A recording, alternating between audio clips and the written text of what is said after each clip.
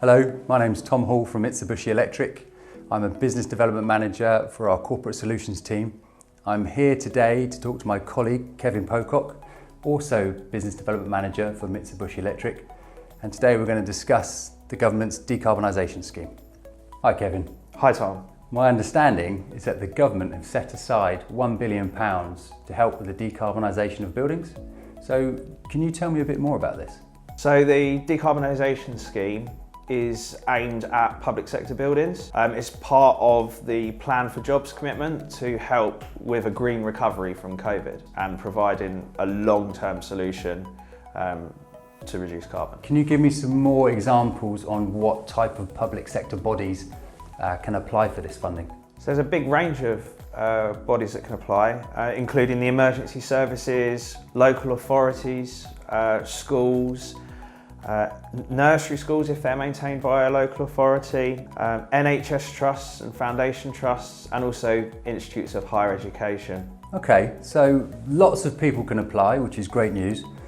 Are there any conditions that they need to meet so they can get the grant? Yeah, there is. One of the first ones is that they pay for the electricity bill and would benefit from the carbon savings directly. So one example of this where the building might not necessarily be owned by a public sector body could be university student accommodation block, where it's owned by a separate company, it's leased back to the university, but the university pay the electricity bill and will benefit from the carbon. That project would be suitable for this grant. That's really interesting. So they're not just saving money from their bills, but they're also saving carbon and working towards a greener environment. Exactly. So it seems like there's a lot of money on the table available for public sector bodies. Is there any time constraints with people applying for this grant? I'm really glad you asked that, Tom, because it's one of the biggest issues here with the funding is the limited time that there is to apply. So there's a really short time frame, and that is the 11th of January 2021 is when all the applications need to be in for this grant funding. That is very close. It is super close. Luckily, they've given them a bit longer to actually get the installation done, 9 months. So that 30th of September 2021 is when all the projects must be complete to be eligible for that funding. So you've said that all applications have to be in by January the 11th, 2021. What are they going to apply for? Who do they apply with to get this funding? So the vehicle that's being used to deliver this funding is a company called Salix. They're really well known in the public sector. They've actually been around since 2004 and have worked on over 20,000 projects with public sector bodies already and delivered around about 900,000 tonnes of CO2 savings. So they're really used to working with public sector bodies to reduce carbon.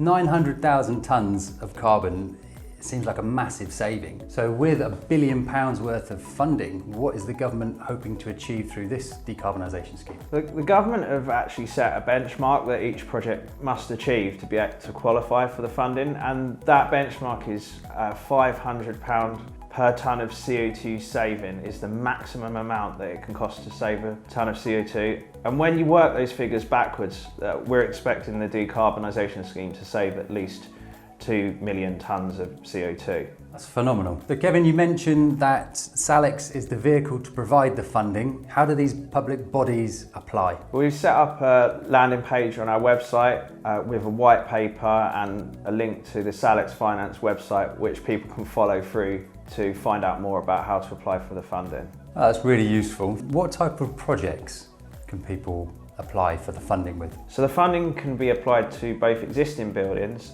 and new buildings. Okay. I'll tackle the new building side first. So the project, the energy saving measures must go above and beyond building regulations and the typical requirements to meet building regs of that project. And also they mustn't have been included already. So if you've designed a building to BREEAM Excellent and put in all of the heat pumps and heat recovery ventilation, you can't just then turn around and apply for the funding to cover that. It needs to be a new build project that would have probably had a gas boiler in, for example, that you're then putting an air source heat pump on. That makes sense. What about refurbishments? Yeah, refurbishments is a bit easier. A typical refurbishment job might be removing a gas boiler or an oil boiler and replacing it with an air source. You could also look at things that help to decarbonise the building, such as upgrading an air conditioning system, introducing heat recovery, ventilation, chiller replacements, even hand dryer upgrades if they save energy. That's really interesting.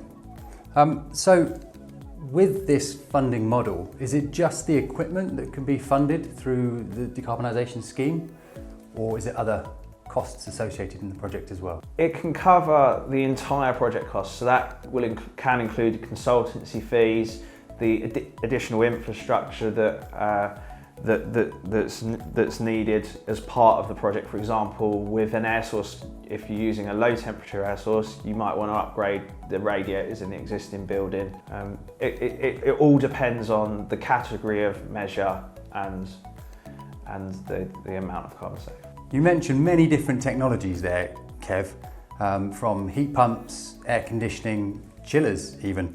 So how can Mitsubishi Electric help these public bodies? As a leading manufacturer of all of those technologies, Tom, we've built up a vast array of tools that can assist with an end user applying for this grant.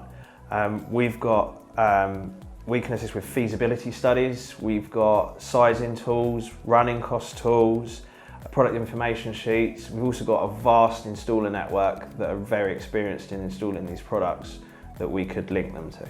Excellent. And where can people find more information? We've set up a landing page with team profiles and white papers. We've got a link on there to the Salix Finance website and a breakdown of all the criteria that's needed with regards to the Salix funding. That's really useful. Thank you, Kevin, for your time today. It's been really informative and very helpful. Follow the link at the end of our video, which will take you to our landing page, where you can find more information about the government's decarbonisation scheme and information on how Mitsubishi Electric can help you.